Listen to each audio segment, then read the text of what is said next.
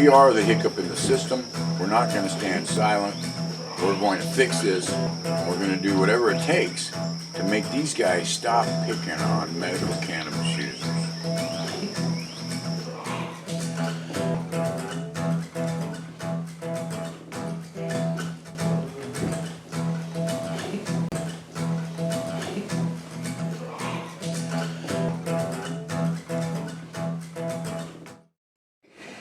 So now I'm going to talk about my other defenses that I'd like you to consider.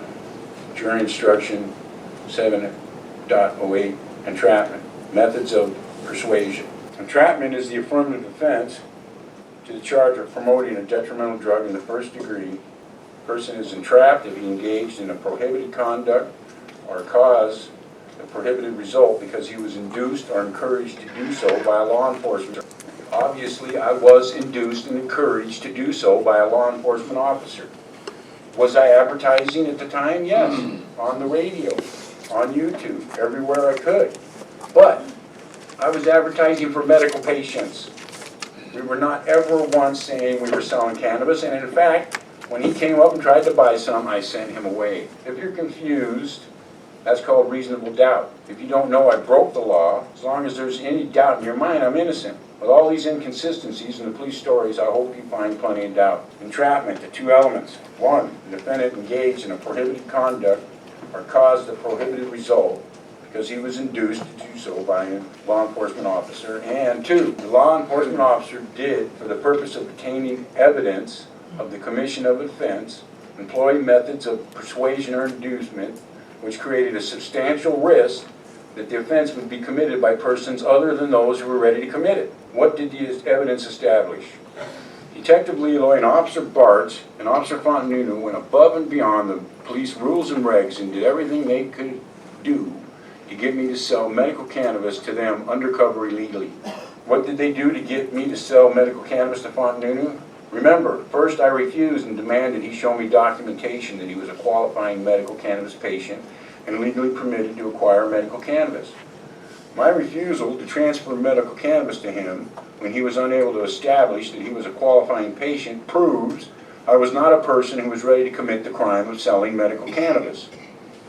On September 5th, 2015, when I did transfer medical cannabis to Fontenunu, because I was induced, encouraged to do so by Fontenunu, a law enforcement officer. And what was the method of the persuasion which created a substantial risk that I would sell Fontenunu medical cannabis?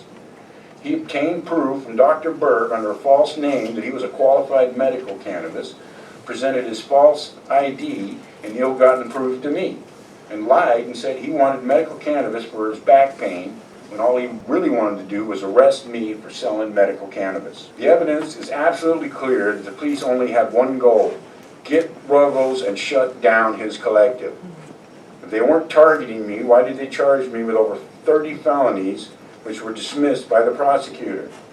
The police have committed multiple lies and fraudulent acts to get me to sell them medical cannabis, which I wouldn't do illegally.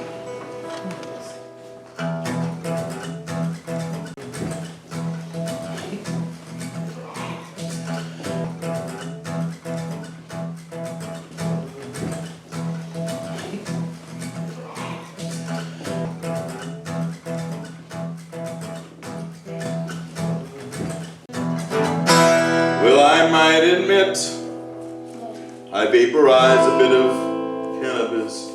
I'm gonna go to Alaska, Maine, Massachusetts, Colorado.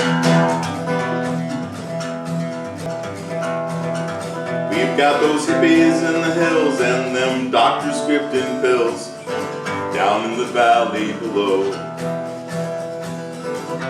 Grab your horse and your hat, come on buddy, let's go.